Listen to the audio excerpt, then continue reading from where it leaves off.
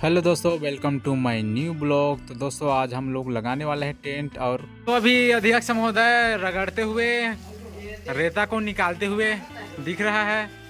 माननीय अध्यक्ष, आप लोग देख सकते हैं इसका काम कैसा चल रहा है अभी धकाधक।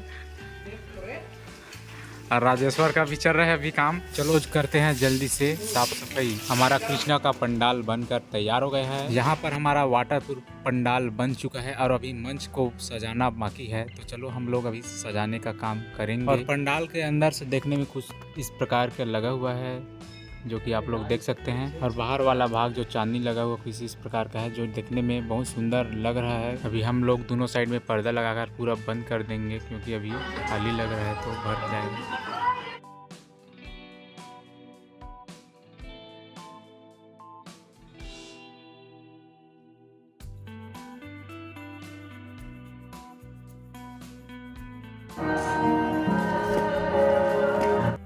और हमारा पंडाल के अंदर जो सीलिंग का भाग है वो इस प्रकार का सजाया हुआ है और आप लोग देख सकते हैं। और यहाँ पर लाइटिंग का काम श्याम सुंदर को सौंप देते हैं क्योंकि वो इलेक्ट्रीशियन है तो काम अच्छा से करेगा।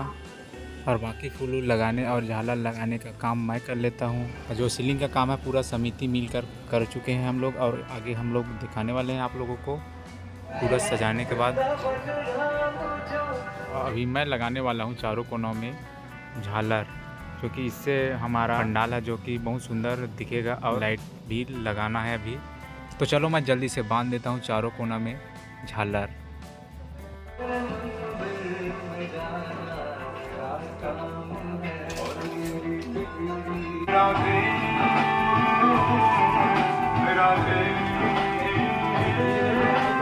और दोस्तों यहाँ पर हमारा फूल वगैरह पूरा ट्रस्ट में लग चुका है और आप लोग देख सकते हैं किस प्रकार का लगा हुआ है। और पूरा लगने के बाद कैसा दिखता है आप लोग ज़रूर बताना। और दोस्तों पूरा फूल वगैरह लगाने के बाद हमारा कृष्णा जी का पंडाल कैसा दिखता है आप लोग कमेंट बॉक्स में ज़रूर बताना। और मैं लटका देता हूँ पत्ती वाला फूल जो कि दिखने में बहुत सुंदर लगेगा। पंडाल के अंदर से बाहर की तरफ देखने में नज़ारा कुछ इस प्रकार का है जो आप लोग देख सकते हैं। तो दोस्तों आज के लिए बस इतना ही, बाकी कृष्णा जी स्थापना के बाद देखने को मिल जाएगा।